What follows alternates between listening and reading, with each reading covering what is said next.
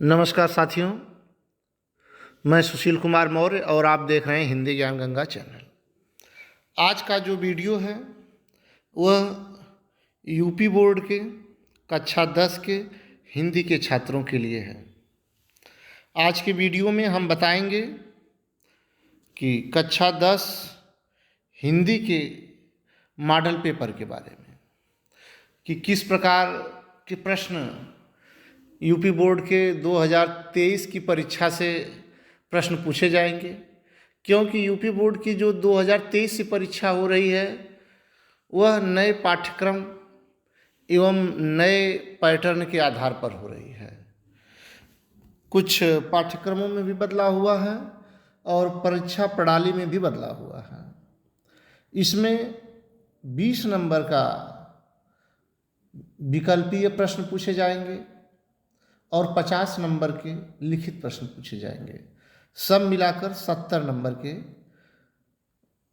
पूर्णांक हैं। समय पहले ही तरीके से 3 घंटे 15 मिनट रहेंगे। पहले भी 70 नंबर का पूछा जाता था, परंतु अब बदलाव करके 20 नंबर का विकल्पीय प्रश्न अलग कर दिया गया है।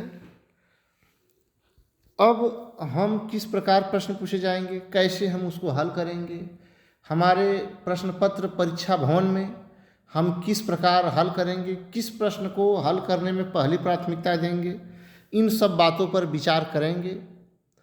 पूरी परीक्षा प्रश्न पत्र को आज हम सामान्य रूप से हल करेंगे और बताएंगे कि इस प्रकार आप परीक्षा में प्रश्न को हल करेंगे तो अच्छे अंक प्राप्त कर सकते हैं।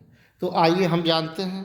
सर्वप्रथम हमने जो है जिस मॉडल पेपर से आज हम पढ़ाएंगे, यह मॉडल पेपर यूपी बोर्ड की वेबसाइट पर उपलब्ध है। अगर आपको डाउनलोड करना है तो आप यूपी बोर्ड के वेबसाइट पर जाकर वहाँ से डाउनलोड कर सकते हैं। हमने इसको डाउनलोड कर लिया है। अब इसको हम बताते हैं। अगर किसी बच्चे को डाउनलोड करने में असुविधा हो तो हमारे चैनल पर इससे संबंधित भी डाउनलोड हम कैसे करें, इससे संबंधित एक वीडियो हमने बना रखा है। इसके बाद भी अगर आपको कोई परेशानी होती है तो हमारे चैनल पर अबाउट में हमने अपना ईमेल पता और कॉन्टैक्ट नंबर दिया है, वहाँ से भी आप कॉन्टैक्ट कर सकते हैं। यूपी बोर्ड का चाहे कोई भी छात्र हो, कोई भी परेशानी हो, आप संपर्क कर सकते हैं और आपका पूरा का पूरा समाधान किया जाएगा। तो आइए हम प्रश्न पत्र को पढ़ते हैं और पूरा का पूरा समझाते हैं कि कैसे आप परीक्षा भवन में हल करेंगे प्रश्नों को। विद्यार्थियों से आग्रह है कि वह इन बातों को ध्यानपूर्वक सुनें, पूरी वीडियो देखें, क्योंकि एक ही वीडियो देखने से आपको पूरा तरीका मालूम हो जाएगा। पढ़ने की क्या प्रणाली है, इसके बारे में भी हम आगे चर्चा करते रहेंगे। आइए, हम जो भी प्रश्न पत्र आपको मिलेगा उसमें निर्देश दिए रहते हैं। निर्देशों को विद्यार्थी नहीं पढ़ते हैं, निर्देशों को पढ़ना चाहिए, उसके अनुरूप आपको प्रश्न पत्र हल करना चाहिए। आइए देखते हैं। देखिए, विषय हिंदी, समय 3 घंटे 15 मिनट है, पूर्णांक 70। निर्देश क्या दिया गया? पहला निर्देश है प्रारंभ के 15 मिनट परीक्षार्थियों को प्रश्न पत्र पढ़ने के लिए निर्धारित है। अब देखिए, ये कह रहे हैं कि जो प्रश्न पत्र है वह हल करने के लिए 3 घंटे, लेकिन 15 मिनट अतिरिक्त आपको पढ़ने के लिए दिया गया है। तो मैं भी विद्यार्थियों से कहूँगा कि जब प्रश्न पत्र आपके हाथ में मिल जाए तो आप तत्काल उसको जो है तेज़ी के साथ पूरे प्रश्न पत्र को पढ़ लीजिए, तेज़ी के साथ। यहाँ 15 मिनट दिया गया है, आपको 10 मिनट के अंदर पढ़ लेना है। इसलिए पढ़ना है कि जब एक बार पढ़ लेंगे तो हर प्रश्न से संबंधित आपके दिमाग में वह प्रश्न खोजने के लिए जो है एक मनोवैज्ञानिक जो है दबाव बनेगा। और दूसरी बात कि यदि आपका प्रश्न पत्र कहीं मिस है, कहीं सादा रह गया है प्रिंटिंग करने में, या फटा है, कोई दिक्कत है, तो आप बदल भी सकते हैं। अब देखिए, दूसरा निर्देश है इनका, प्रश्न पत्र 2 खंड, खंड अ खंड ब में विभाजित है। इस प्रश्न पत्र के दो खंड है, खंड अ खंड ब। तीसरा निर्देश है, प्रश्न पत्र के खंड अ में बहुविकल्पी प्रश्न है, उसमें सही विकल्प का चयन करके OMR शीट पर नीले अथवा काले बाल पॉइंट पेन से सही विकल्प को गोले को पूर्ण रूप से काला करें। ये कह रहे हैं कि खंड अ जो है वह बहुविकल्पी प्रश्न है, 20 प्रश्नों का बहुविकल्पी प्रश्न है। एक आपको OMR शीट दिया जाएगा जिस पर जो विकल्प सही है, जैसे पहला प्रश्न है उसमें 4 विकल्प दिए जाएंगे, जो विकल्प आपको सही लगता है उसके सामने गोले को आपको गहरा काले बाल पॉइंट से या नीले से काला करना है, वह सही माना जाएगा।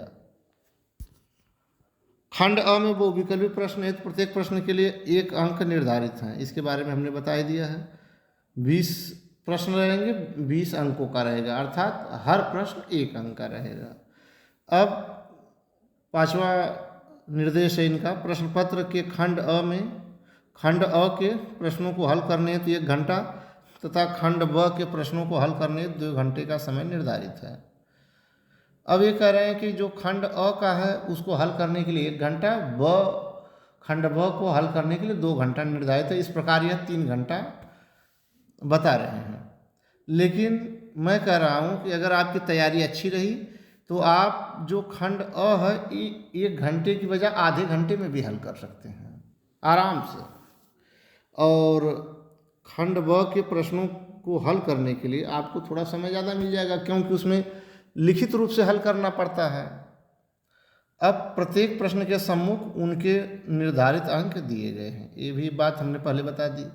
अब एक बात मैं आप लोगों से बताना चाहूँगा, देखिए प्रश्न संख्या 1 से लेकर 20 तक 20 अंकों का है, जिसको OMR शीट पर इसको हल करेंगे आप, जैसा कि हमने बताया है गोला करके। अब आपको यह जो 20 प्रश्न है यह कब हल करना है, इसको ध्यानपूर्वक सुनिए।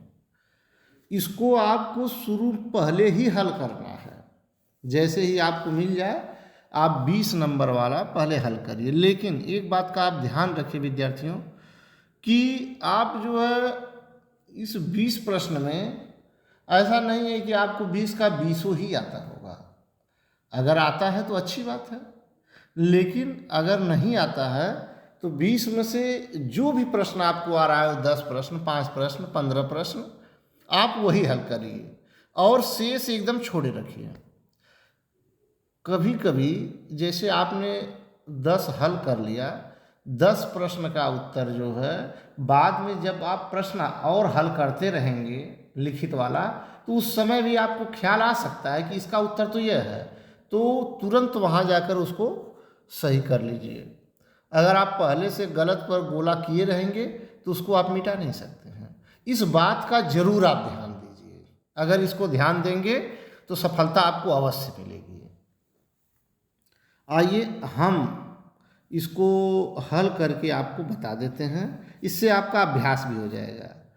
आइए हम विकल्पी प्रश्नों को हल करते हैं। जब तक हम 4 विकल्प पढ़ेंगे तब तक चाहें तो आप इन विकल्प किस प्रश्न का क्या सही उत्तर है इसको भी आप आगे अपने कापी और कलम ले लीजिए और लिख सकते हैं। इसके बाद जो हम बताते हैं वह आगे लिख दीजिए, ताकि अंत में आप यह निर्धारित कर सकें कि कितने प्रश्नों को हमने हल किया है। इससे एक जानकारी आपको और मिल जाएगी। तो आइए हम प्रश्न हल करते हैं। प्रश्न संख्या 1 है, बाबू गुलाब राय किस युग के लेखक हैं?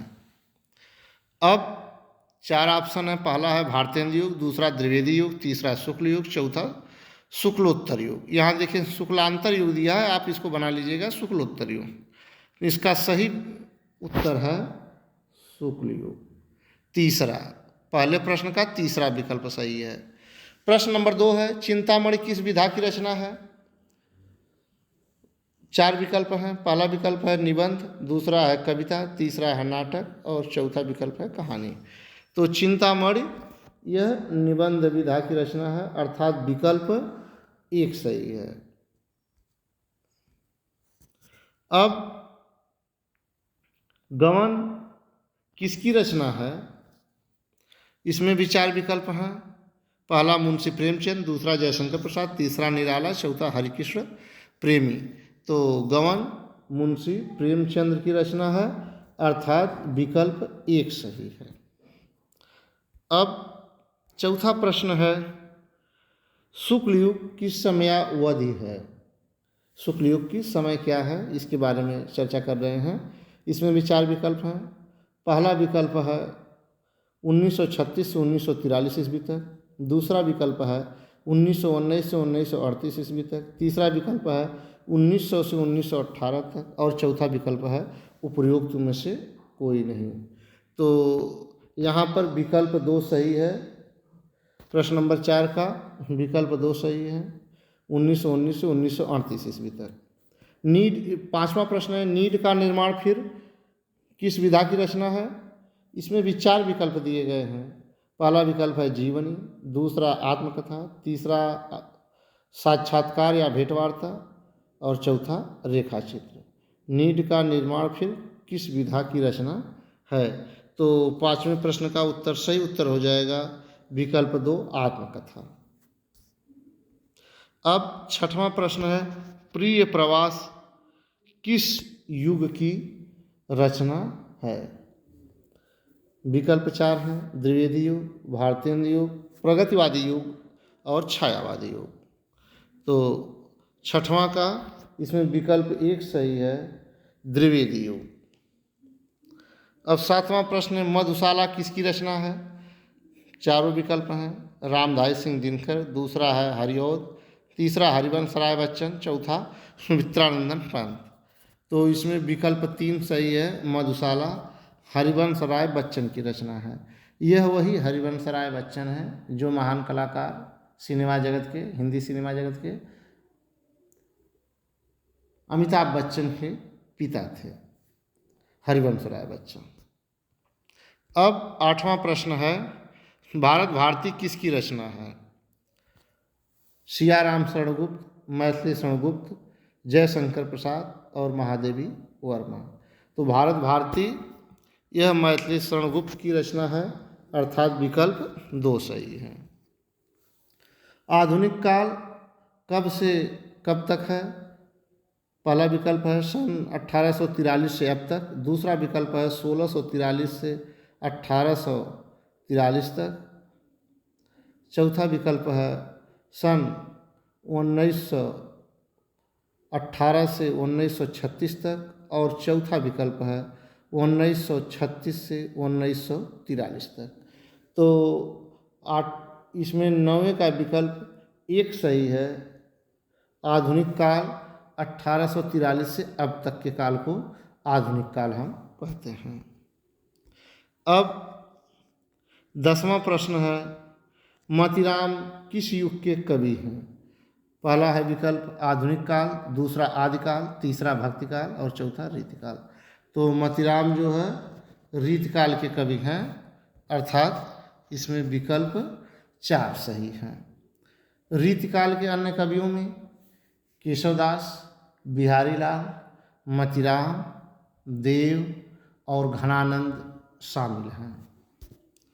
अब जो है 11वां प्रश्न है, हास्य रस का स्थायी भाव है।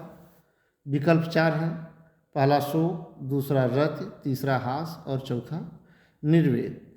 तो इसमें विकल्प जो है 3 सही है, हास्य रस का स्थायी भाव हास है। अब 12वां प्रश्न है, सोहत ओढ़े पीतपट श्याम सलोने गात, मनो नीलमणि शैल पर आतप प्रयो प्रभात। प्रकाश यहाँ छप गया, आतप प्रयो प्रभात है। उपयुक्त पंक्तियों में कौन सा अलंकार है। 4 विकल्प हैं, उपमा, उत्प्रेक्षा, रूपक अलंकार और चौथा श्लेष अलंकार। तो 12वां प्रश्न में यहाँ पर जो है उत्प्रेक्षा अलंकार है। इसकी एक पहचान है, मन मानो जन जानो शब्द आते हैं। अब 13वां प्रश्न है, रोला छंद में कुल कितने चरण होते हैं। 4 विकल्प में पहला विकल्प है 3, दूसरा 2, तीसरा 4 और चौथा 5। तो 13वें प्रश्न में विकल्प 3 सही है, अर्थात 4 चरण होते हैं रोला में। अब जो 14वां प्रश्न है उसको देखिए। आकर्षण शब्द में किस उपसर्ग का प्रयोग किया गया है?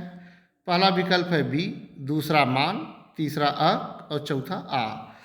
तो इसका सही उत्तर है विकल्प 4। आकर्षण शब्द में आ उपसर्ग का प्रयोग किया गया है। अब आइए 15वें प्रश्न की तरफ चलते हैं। प्रत्यय के कितने भेद हैं? पहला विकल्प है 2, दूसरा है 5, चौथा है 6 और तीसरा है 6 और चौथा विकल्प है 3। तो इसका सही उत्तर होगा 2, अर्थात पहला विकल्प सही है, प्रत्यय के 2 भेद हैं। अब 16वां प्रश्न है पीताम्बर। पीताम्बर में कौन सा समास है? कर्मधारय, दूसरा द्वंद्व, तीसरा बहुब्रीहि और चौथा तत्पुरुष। तो यहाँ पर पीताम्बर में बहुब्रीहि समास है, इसलिए इसका विकल्प 3 सही है। अब 17वां प्रश्न है आंसू का तत्सम रूप है अश्रु, दूसरा विकल्प अंशु, तीसरा विकल्प रोना, चौथा विकल्प आँख। तो आंसू का तत्सम रूप है अश्रु, अर्थात विकल्प 1 सही है। अब यण संधि 18वां प्रश्न है। यण संधि का सूत्र है। पहला विकल्प है आदगुण, दूसरा अकशवड़े दीर्घ, तीसरा ईको यणच और चौथा वृद्धिरेच। तो इसमें विकल्प 3 सही है। यण संधि सूत्र है ईको यणच। अब आगे देखिए आप 19वां प्रश्न। फलस्य शब्द का वचन एवं विभक्ति है। षष्ठी विभक्ति एक वचन, सप्तमी विभक्ति द्विवचन, षष्ठी विभक्ति बहुवचन और चौथा विकल्प है चतुर्थी विभक्ति बहुवचन। तो इसमें जो है 19वां में पहला विकल्प सही है, षष्ठी विभक्ति एक वचन। अब 20वां और अंतिम प्रश्न है अपठत धातु का वचन एवं पुरुष है। अब 4 विकल्प इसके दिए गए हैं। द्विवचन प्रथम पुरुष, दूसरा विकल्प है प्रथम पुरुष एक वचन, तीसरा विकल्प है उत्तम पुरुष बहुवचन और चौथा विकल्प है मध्यम पुरुष द्विवचन। तो अपठत धातु यह लंग लकार प्रथम पुरुष एक वचन का रूप है, इसलिए यहाँ पर विकल्प 2 प्रथम पुरुष एक वचन सही होगा। तो यहाँ हमने आपको 20 विकल्प हल करके बताया। इसको आप मिला लीजिएगा कि 20 में से कितने प्रश्न को हमने हल किया है और आगे आप तैयारी जारी रखिए। अब देखिए 50 नंबर का जो है वह वर्णनात्मक प्रश्न पूछे जाएंगे। जिसमें पहला प्रश्न है, यह पहला प्रश्न निम्नलिखित गद्यांश पर आधारित 3 प्रश्नों का उत्तर दीजिए। आपका जो गद्य आपकी पुस्तक में गद्य भाग और पद्य भाग होगा। तो यहाँ हिंदी गद्य से एक गद्यांश दे देगा और उस पर आधारित 3 प्रश्न देंगे। तीनों प्रश्नों को हल करना है। तो यहाँ देखिए एक गद्यांश दे दिया है, इस पर आधारित 3 प्रश्न दे दिया है, फिर अथवा करके एक गद्यांश दे दिया है, इस पर आधारित भी 3 प्रश्न दिया है। तो अथवा का मतलब चाहे आप इसको हल करें, चाहे तो आप इसको हल करिए। अब जो दोनों प्रश्न हैं इसको हल करने के लिए आपको यहाँ प्रश्नोत्तर नंबर 1 लिखना होगा और यह कोई बात नहीं है यह लिखकर, और इसके बाद आप लास्ट वाली लाइन लिख दीजिएगा कि बहलाने के लिए बीरबल की ओर देखता था। मतलब तब मालूम हो जाएगा कि आप इसका हल कर रहे हैं और इसके बाद आप तीनों प्रश्न का उत्तर देंगे। अगर अथवा वाला आप कर रहे हैं तो हे भगवान, इसके बाद अंधा बना रही है, यह लिख दीजिएगा। तो इससे यह मालूम हो जाएगा कि आप इसको हल कर रहे हैं, लेकिन दोनों में से आपको एक ही हल करना है। अब जैसे यहाँ पर देखिए गद्यांश दे दिया है, इस पर आधारित प्रश्न क्या है इसको हम समझ लेते हैं। उपर्युक्त गद्यांश का संदर्भ लिखिए, आपको संदर्भ लिखना है। इसके बाद गद्यांश के रेखांकित अंश की व्याख्या कीजिए। यहाँ पर देखिए रेखांकित अंश 2 लाइन है, इसकी आपको व्याख्या करनी, पूरे की नहीं करनी, केवल इतने की करनी है।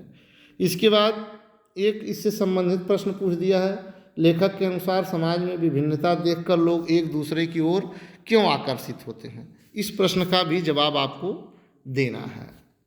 देखिए यहाँ मैं प्रश्न पत्रों को समझा रहा हूँ कि किस प्रश्न पर कितना समय देना, कैसे हल करना है।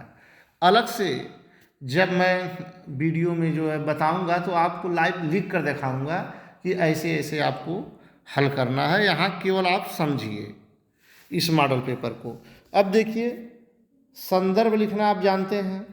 प्रस्तुत गद्यांश हमारी पठित पाठ्य पुस्तक हिंदी में जो पाठ का नाम है उस पाठ का नाम लिख दीजिए। इसमें संकलित इस पाठ से लिया गया है, या अवतरित है, या उद्धृत है, कुछ भी लिख सकते हैं। इसके अगर गद्य है तो लेखक, पद्य है तो रचयिता, जो हों उनका नाम लिख देना है। तो इस प्रकार आपका संदर्भ हो जाएगा।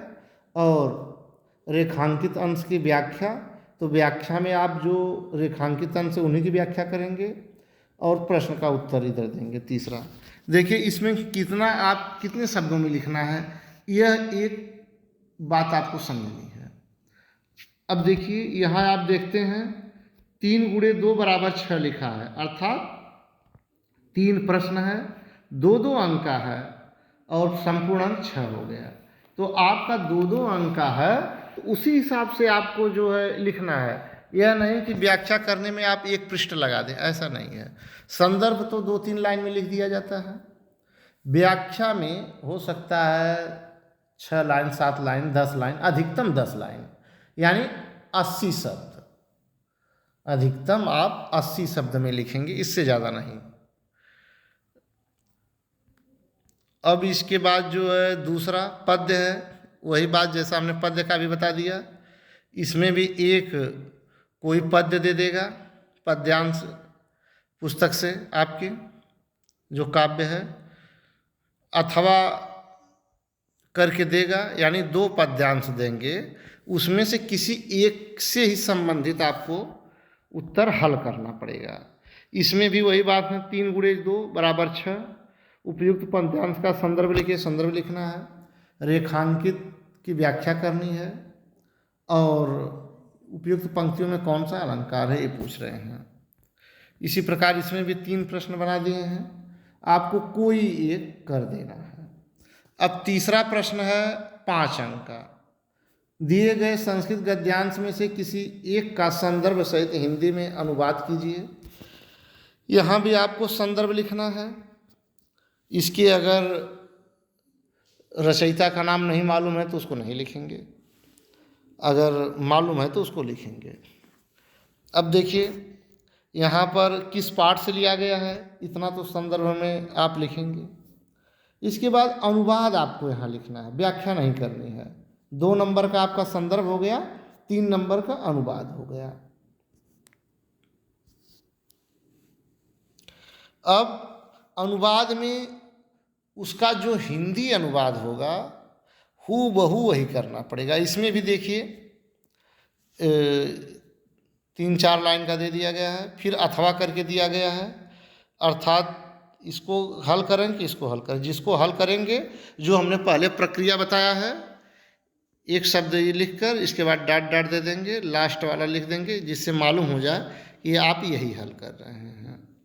और ये बात ध्यान रहे कि इसमें आपको अनुवाद करना है, न कि व्याख्या करनी है। जैसे एषा नगरी भारतीय संस्कृति संस्कृत भाषायाश्च केंद्र स्थलम अस्ति। यह नगरी भारतीय संस्कृत और संस्कृत भाषा का केंद्र स्थल है। बस बढ़ाना नहीं है, एक लाइन भी आपको बढ़ा कर नहीं लिखना है। जैसे व्याख्या में आप उसको समझा कर लिखते हैं, यहाँ नहीं। जो अनुवाद बस वही लिखकर आप आगे इसी प्रकार अनुवाद करते चले जाएंगे। अब दिए गए संस्कृत पद्यांशों में से किसी एक का संदर्भ सहित हिंदी में अनुवाद कीजिए। इसमें भी अनुवाद करना, यहाँ भी व्याख्या नहीं करनी है। इसमें भी अथवा करके दिया है, 2 श्लोक दे दिया है, यह श्लोक चाहे यह श्लोक, मानम हित्वा प्रियो भवति इस श्लोक को, या सर्वे भवन्तु सुखिनः सर्वे सन्तु निरामया, इसको आप हल करेंगे। इसमें भी आप जो है अनुवाद करेंगे। जैसे मैं बता दे रहा हूँ, सर्वे भवन्तु सुखिनः, सभी लोग सुखी हों, बस इतना है, बहुत ज़्यादा व्याख्या नहीं करनी, हो गया अनुवाद। सर्वे भवन्तु सुखिनः, सभी लोग सुखी हों, सर्वे सन्तु निरामया, सभी लोग निरोगित हों, निरोग हों, बस इतना, व्याख्या नहीं करनी है। इसी प्रकार इसका भी संदर्भ सहित अनुवाद दे देना है। संदर्भ किस पाठ से लिया गया है, इसको आपको लिखना है। इसके लिए मैं अलग से भी एक वीडियो बना दूंगा, आपको लिखित वहाँ करके दिखा दूंगा। इसमें आप केवल समझते चलिए कि कैसे कैसे हल करना है, कितना आपको लिखना है, कितना समय देना है। अब 5वां प्रश्न है, अपने पठित खंडकाव्य के आधार पर निम्नलिखित में से किसी एक का उत्तर दीजिए। देखिए, इसके बाद खंडकाव्य आ जाता है 5वां प्रश्न। जो खंडकाव्य, अपने पठित खंडकाव्य के आधार पर निम्नलिखित प्रश्नों में से किसी एक का उत्तर आपको देना। एक प्रश्न ही हल करना है, 2 प्रश्न देगा, हर खंडकाव्य से 2 प्रश्न देगा, जिसमें एक प्रश्न को हल करना है, 3 नंबर का रहेगा। जैसे इसमें मुक्तिदूत है, ज्योति जवाहिर है, मेवाड़ मुकुट है, अग्र पूजा है, मातृभूमि के लिए है, कर्ण है, कर्मवीर भरत है और तुमुल खंडकाव्य है। यह सभी खंडकाव्य अलग अलग जिलों में अलग अलग पढ़ाया जाता है।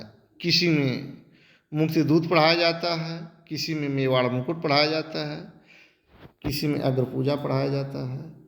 तो हर जिले के विद्यार्थी यह जानते हैं कि हमको क्या क्या पढ़ना है, तो वह अब उनके जिले में जो खंडकाव्य चल रहा है उसी से संबंधित का उत्तर देंगे।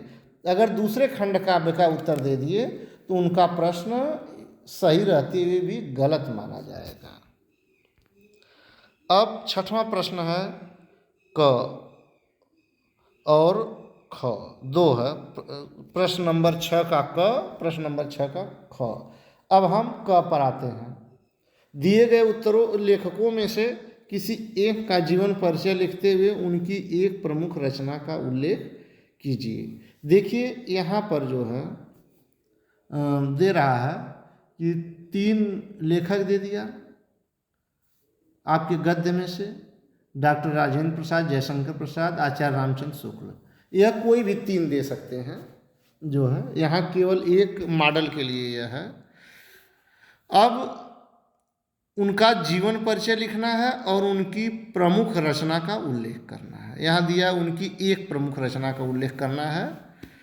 अब देखिए, जीवन परिचय उनका लिखना है संक्षेप में और उनकी रचना का।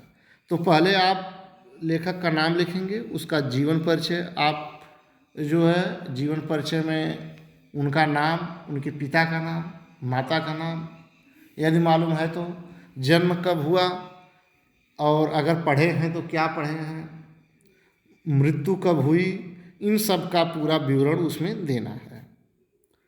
उनके जन्म की कुछ ऐसी बातें जिसको आप लिख सकते हैं संक्षेप में, बहुत लंबा नहीं। इसके बाद उनकी प्रमुख रचना लिख देंगे, इसके बाद उनकी प्रमुख रचना के बारे में आप बता देंगे। अब 6वां है, उसी प्रकार आपके काव्य से दिए गए कवियों में से किसी एक का जीवन परिचय देते हुए अपनी एक प्रमुख रचना का उल्लेख कीजिए। जीवन परिचय आप देंगे जिस प्रकार मैंने गद्य का बताया। यहाँ देखिए, गोस्वामी तुलसीदास, सुमित्रानंद पंत, महाकवि सूरदास, इसमें से किसी एक का प्रश्न, कोई भी 3 पूछेगा, जो प्रश्न पूछेगा उसमें से किसी एक का आपको देना है। वहाँ भी जीवन परिचय के लिए 3 अंक और रचना के लिए उनकी जो एक प्रमुख रचना है उसके लिए 2 अंक निर्धारित हैं, कुल 5 अंक। 5 अंक गद्य से, 5 अंक काव्य से। अब 7वां प्रश्न है। 7वां प्रश्न बहुत महत्वपूर्ण है। यही एक प्रश्न है हिंदी में जो कि बोर्ड पहले ही बता देता है कि यह प्रश्न मैं पूछूंगा, हर साल पूछता है, इसलिए इसको आप लोग तैयार रखिएगा। मैं तो कहता हूं कि लिखित प्रश्न जब आप करिए तो सबसे पहले इसी को कर दीजिए। प्रश्न नंबर 7, अपनी पाठ्य पुस्तक में से कंठस्थ कोई एक श्लोक लिखिए जो इस प्रश्न पत्र में न आया हो। एक आपको श्लोक लिखना है जो श्लोक इस प्रश्न पत्र में न आया हो। वहाँ आप देख रहे हैं कि 2 श्लोक पूछ रहा है, इसका अनुवाद कीजिए अथवा इसका अनुवाद कीजिए। यानी आप अगर 3 श्लोक रट लेंगे, 3 श्लोक आप रट लीजिए और आपको जो है, अगर मान लीजिए जो रटे हैं 2 वही 2 आ गया, तब तो नहीं लिख पाएंगे। इसलिए मैं कह रहा हूँ 3 श्लोक रटिए और इसको पहले नंबर पर करिए। 2 अंक आपको मिल जाएगा, 2 में दोनों मिल जाएगा, इसमें कटौती भी नहीं होगी अगर आप शुद्ध लिखे रहेंगे तो। अब 8वां प्रश्न है, निम्नलिखित में से किन्हीं 2 प्रश्नों का उत्तर संस्कृत में दीजिए। देखिए यहाँ पर 1, 2, 3, 4 प्रश्न है जिसमें से 2 ही का उत्तर आपको देना है। यानी एक प्रश्न 2 अंक का रहेगा, सब मिलाकर 4 अंक निर्धारित हैं। अब 9वां प्रश्न है और अंतिम प्रश्न है, निम्नलिखित में से किसी एक विषय पर निबंध लिखिए। अब एक ही विषय पर आपको निबंध लिखना है। यहाँ पर 1, 2, 3 और 4 निबंध आपको दिए गए हैं। 9 नंबर का रहेगा, एक ही निबंध पर आपको लिखना है। तो 2-4 निबंध आप तैयार कर लीजिए। 2-4 विषयों पर तैयार, एक ही विषय से संबंधित निबंध मत तैयार करिए, 2-4 विषयों से संबंधित निबंध तैयार कर लीजिए। उसमें से जरूर एक निबंध आ जाएगा और जिस पर आपकी तैयारी अच्छी हो उस पर आप निबंध लिख दीजिए। निबंध हम कैसे लिखेंगे इसके लिए भी हम अलग से एक वीडियो बनाएंगे। हर टॉपिक का हम वीडियो आपको इसमें देंगे और उस वीडियो को आप देखिएगा। अगर किसी भी प्रकार की आपको जानकारी चाहिए तो आप समय समय पर बताते रहिए। अब यहाँ प्रश्न नंबर 9 से संबंधित हम बात कर लेते हैं। तो लास्ट में यह निबंध दिया है और मैं आशा करूँगा आप लोगों से, कक्षा 10 के हिंदी के विद्यार्थियों से, कि निबंध को अंत में ही लिखिएगा। जब आप पूरा प्रश्न लिख लें तब निबंध लिखिएगा। क्यों कि जो भी समय बचेगा, यह निबंध देखिए 9 नंबर का दिया है, इसलिए यह निबंध अधिकतम 3 पृष्ठों का रहेगा। और जो है इसलिए मैं कह रहा हूँ कि अंत में जब आप निबंध लिखेंगे तो जो भी आपको समय मिलेगा वह समय आप निबंध पर देंगे, चिंतन करते हुए, उस विषय पर सोचते हुए, मनन करते हुए, एक एक शब्द को सजाते हुए आप निबंध लिखेंगे, आगे बढ़ेंगे जब तक कि आपका घंटा न बज जाए। इसलिए निबंध को पहले मत करिए, निबंध को अंत में करिए। और जैसा कि हमने आपको सुझाव दिया है कि जो 20 नंबर का विकल्पीय प्रश्न है उसमें जो विकल्प पहले आता है उसको सबसे पहले करिए, जो नहीं आता है विकल्प छोड़े रहिए। प्रश्न को हल करते समय भी उन विकल्पों का उत्तर आपको पता चल जाएगा, उसको आप लिख दीजिएगा। फिर 2-4 नहीं आते हैं तो उसको भी छोड़े रहिएगा, लेकिन निबंध लिखने से पहले आप उसको जो नहीं भी आता है उसको भी एक संभावित उत्तर मान के किसी भी विकल्प को काला कर दीजिएगा। क्योंकि आप काला किए रहेंगे तो हो सकता है वह विकल्प आपका सही हो जाए, तुक्का सही लग जाए। अगर आप उसको नहीं हल करेंगे तब तो आपका गलत ही माना जाएगा। इसलिए 1 नंबर का भी आपको छोड़ना नहीं है। यह वीडियो का अगर आप पालन करेंगे जैसा कि हमने बताया है तो परीक्षा में निश्चित रूप से आप सफल ही नहीं होंगे, अच्छे अंकों के साथ आप उत्तीर्ण होंगे। यह वीडियो आपको कैसी लगी इसके बारे में आप कमेंट करके ज़रूर बताइएगा। अगर आपको जो है हाई स्कूल हिंदी से संबंधित किसी भी प्रश्न की जानकारी चाहिए तो आप हमारे वेबसाइट पर, हमारे जो है चैनल पर आप जाइए और वहाँ आप अबाउट में मोबाइल नंबर हमने दे रखा है, वहाँ से आप फ़ोन करिए, आपको जानकारी अवश्य दी जाएगी, आपके असुविधा का पूरा समाधान किया जाएगा। अगर आपको लिखित रूप में इसको पढ़ना है तो हमारी वेबसाइट hindigyanganga.com पर भी जाकर आप वहाँ विजिट कर सकते हैं। इसलिए अभी हमारे वीडियो को देख रहे जो नए छात्र हैं वह हमारे चैनल को सब्सक्राइब अवश्य करिएगा। अगर यह वीडियो आपको अच्छा लगता है तो लाइक करिए, शेयर करिए और हमारे चैनल को सब्सक्राइब करिएगा। इन्हीं शब्दों के साथ हम अगली वीडियो में मिलते हैं। तब तक के लिए नमस्कार, धन्यवाद।